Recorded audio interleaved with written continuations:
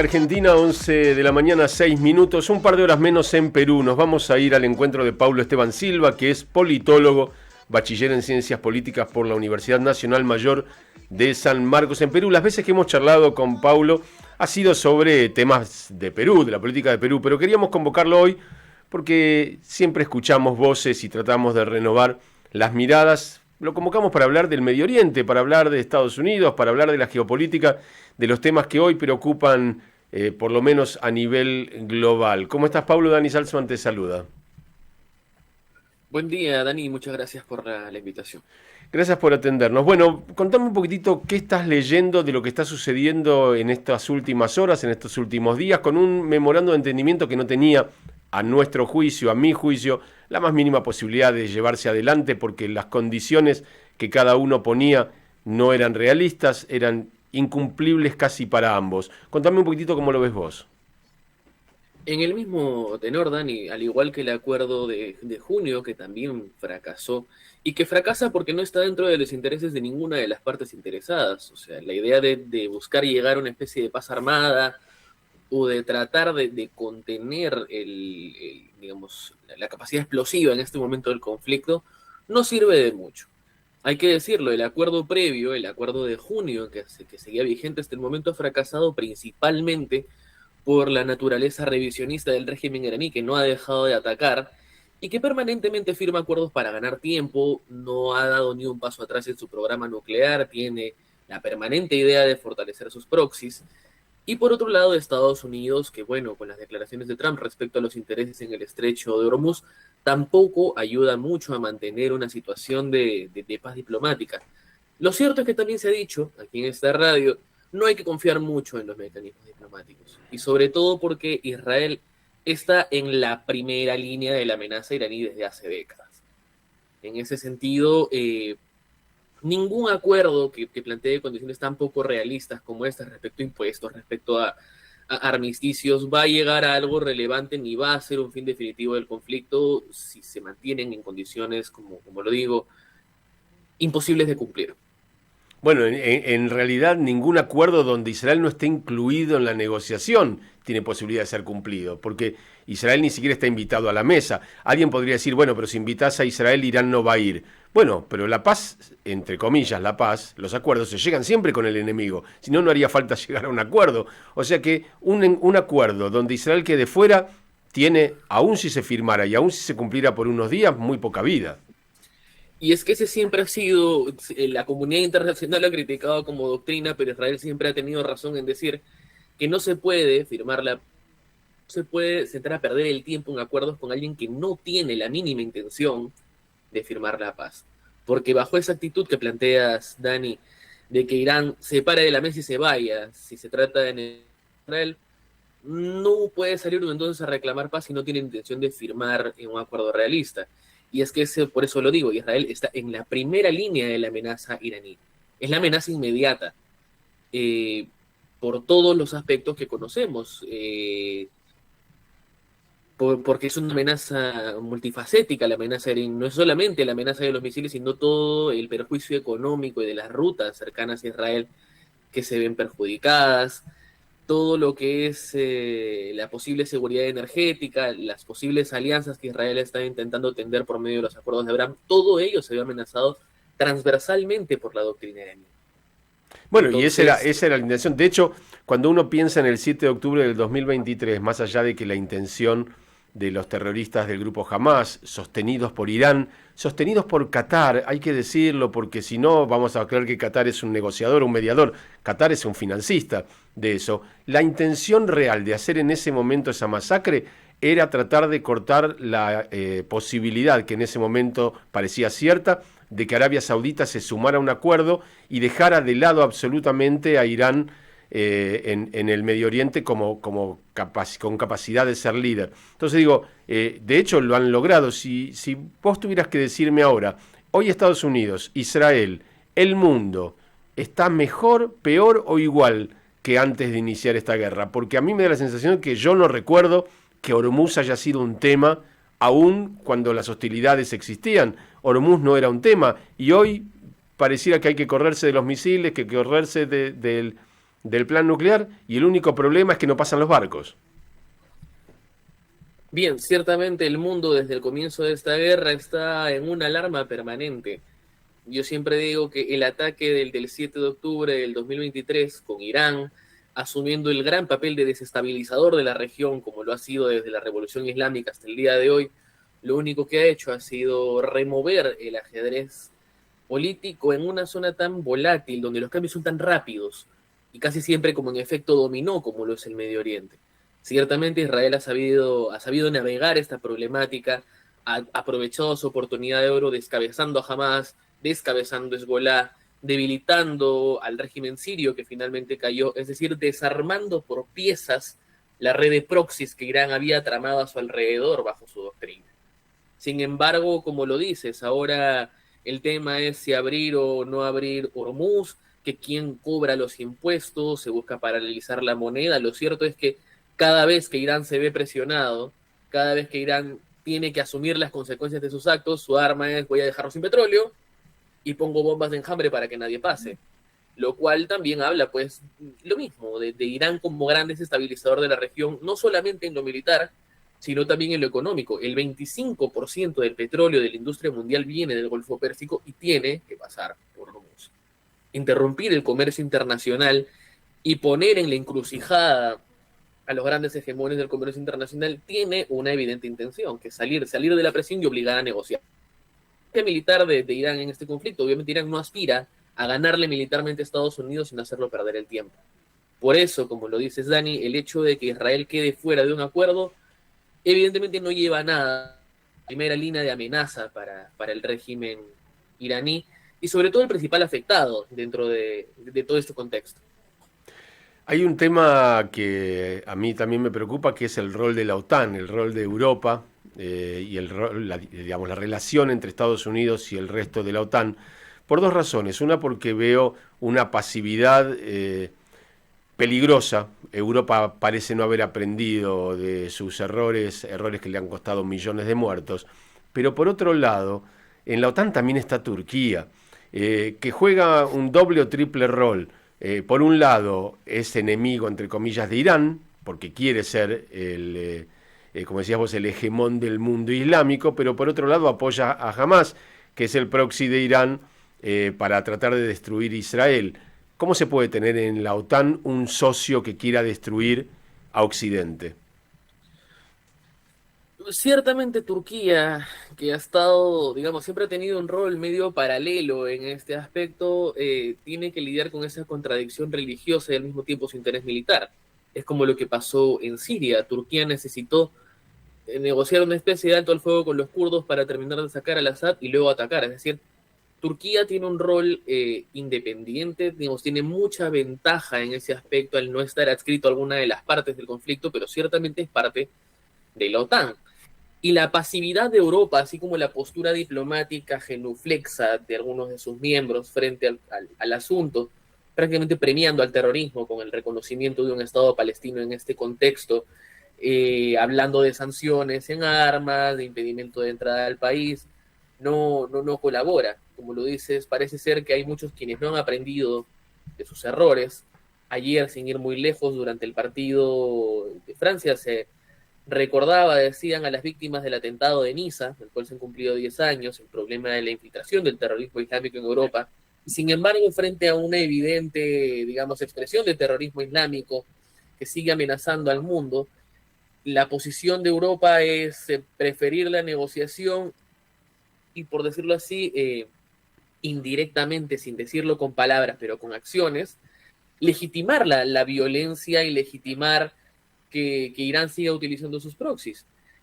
Entonces, ciertamente el rol de la OTAN está siendo casi nulo, decadente, tomando en cuenta que Donald Trump tampoco ha contribuido mucho a esa relación directa con la OTAN en los últimos años, siendo posiciones casi como mínimo pues antagónicas. Entonces, sorprende, bueno, no tanto que sorprende, pero desconcierta la pasividad de Europa en este contexto. Cierto es que el sistema de defensa Aegis, que pertenece a la OTAN, ha funcionado en los recientes ataques contra instalaciones iraníes en la isla de Kesh, pero más allá, digamos, de esos automatismos militares, a nivel político, pues no se ve que esta alianza esté contribuyendo realmente a formar un bloque sólido frente a Irán y frente a sus proxies en este contexto. ¿Y eso Bueno, la crees que tiene Turquía. más que ver con una postura ideológica, política, o por las presiones que los países más importantes de la OTAN tienen en su electorado interno tan radicalizado y que siempre sostiene la amenaza de prenderle fuego en el patio de sus casas?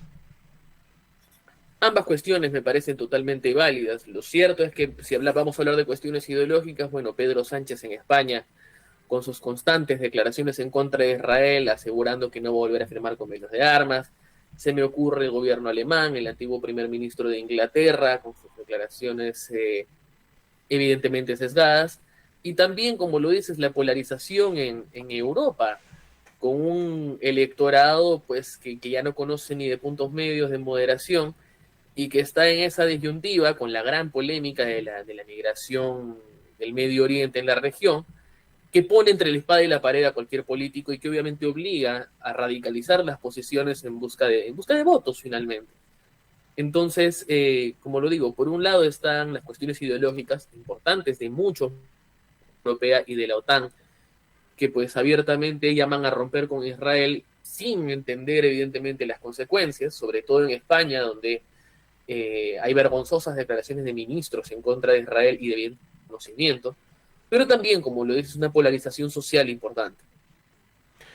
En tu análisis y para cerrar, ¿hacia dónde va este conflicto? O sea, ¿cuál es o cuáles son los posibles cierres para este conflicto? Entendiendo que Israel tiene elecciones el 27 de octubre, que para noviembre habrá elecciones de medio término en los Estados Unidos, que hay algunos cambios de tendencias políticas en el mundo y los habrá también en Europa. ¿Cuál es el destino más cercano, el que hay que resolver ahora, pero hacia dónde va esto?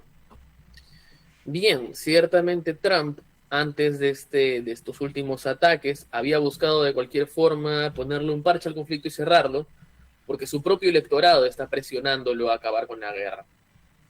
Mientras que del lado iraní, a pesar de las circunstancias evidentemente adversas para el régimen, esto a lo que comúnmente en el Medio Oriente se le llama el orgullo iraní, impide que el país ponga condiciones reales en una negociación.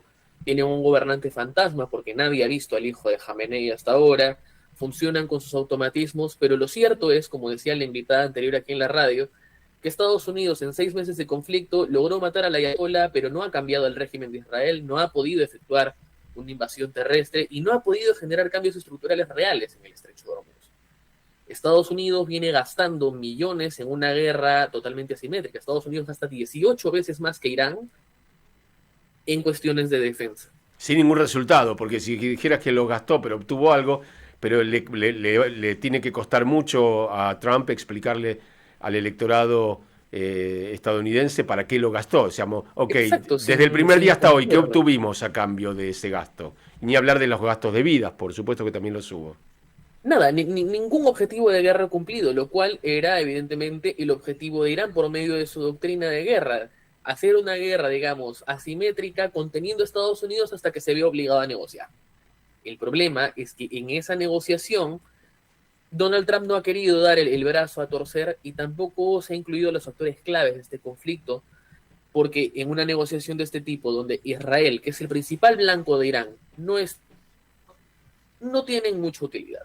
Por lo pronto, para Israel, ciertamente ha habido durante la guerra, sobre todo, una búsqueda de tratar de dejar a un lado las diferencias políticas entre las tendencias del país.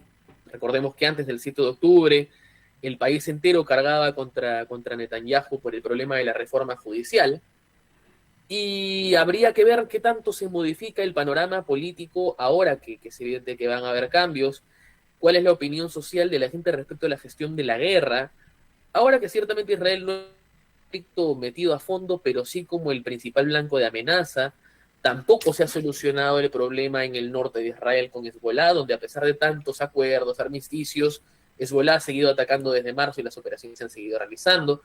Entonces, es cierto, vamos a ver cómo los cambios políticos, un poco impredecibles, tanto en Israel con lo que vaya a elegir, con lo que se vaya a elegir en este nuevo parlamento, como en Estados Unidos, si finalmente el electorado respalda la política de Trump o le da la espalda, va a modificar las decisiones políticas que puedan llegar a un acuerdo. Por lo pronto, nada ha cambiado. Los acuerdos no han llegado a ningún puerto, Israel sigue siendo el principal punto de amenaza, Estados Unidos sigue gastando dinero en una guerra que no le está trayendo objetivos, e Irán sigue matando el tiempo para poder continuar con su programa nuclear y buscar la forma de seguir financiando sus proxies. Cada vez que hay problemas en Hormuz, reaparecen los hutíes, que también bloquean el comercio internacional, y entonces, digamos, un círculo vicioso del que hasta ahora no se ha salido. Habría que ver de qué forma los cambios políticos influyen en el destino de este conflicto, que por ahora no tiene nada claro. Es decir, la ola de, digamos, la tendencia a incrementar el conflicto no va a parar mientras algo de esto no cambie. Sí, yo me temo que si Israel queda aislada en las negociaciones, queda aislada de la OTAN y de sus aliados, y finalmente Irán consigue avanzar en su programa nuclear, yo me temo que Israel va a tener que usar su programa nuclear, ese que nadie sabe muy bien cuál es su alcance, pero imaginamos terrible, porque si no lo hace el resto del mundo, Israel sí habrá aprendido la lección del Holocausto y de la Shoah.